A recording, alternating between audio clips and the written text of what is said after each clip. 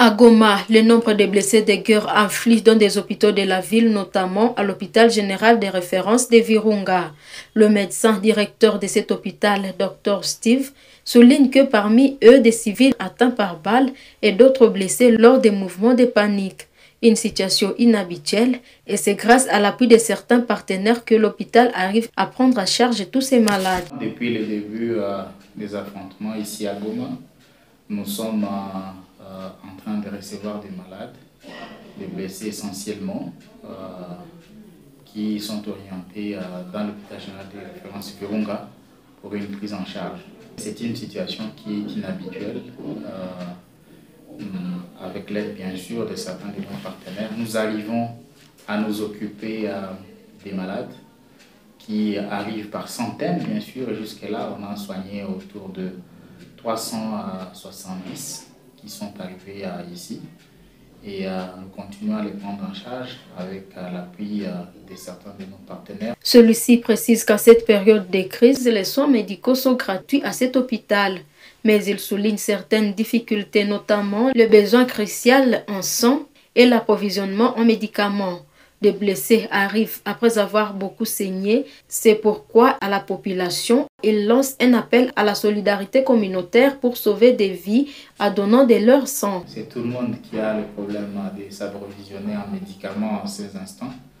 Et nous aussi, nous sommes en difficulté, mais avec l'aide de certains de nos partenaires déjà, nous commençons à relever les défis.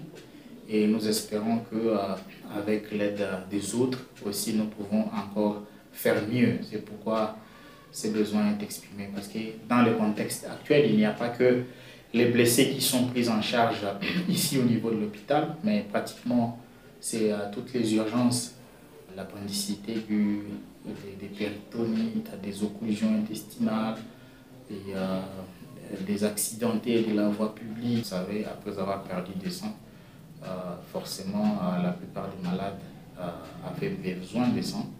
Et on a dû transférer une centaine de personnes déjà depuis le début de la gestion de la crise ici à l'hôpital. Et le besoin de sang continue à se faire ressentir, d'autant puisqu'il y a toujours besoin de sang dans un milieu hospitalier. Il y a des femmes enceintes, il y a aussi des qui vont accoucher bien sûr, et il y a aussi d'autres malades qui sont au niveau de l'hôpital qui ont toujours besoin de sang. C'est pourquoi nous continuons à faire un appel à tout le monde qui peut donner de son sang pour venir en aide à ces personnes qui en ont besoin actuellement. Il appelle également ceux qui traînent encore avec des blessures, mais aussi d'autres malades, de se rendre à l'hôpital général de référence de Virunga pour des soins gratuits. Je profite pour lancer, n'est-ce pas, un appel à tous ceux-là qui traînent encore à la maison avec des blessures et qui n'ont pas pu rejoindre l'hôpital, de venir se faire soigner gratuitement, mais aussi tout autre malade qui a des problèmes chirurgicaux, qui n'hésite pas de passer aussi consulter pour qu'il soit pris en charge ici en urgence comme tout le monde.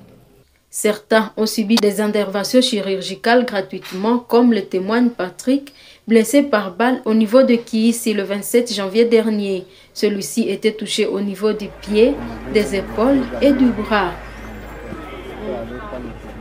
C'est depuis fin janvier 2025 que la ville de Goma a connu des affrontements.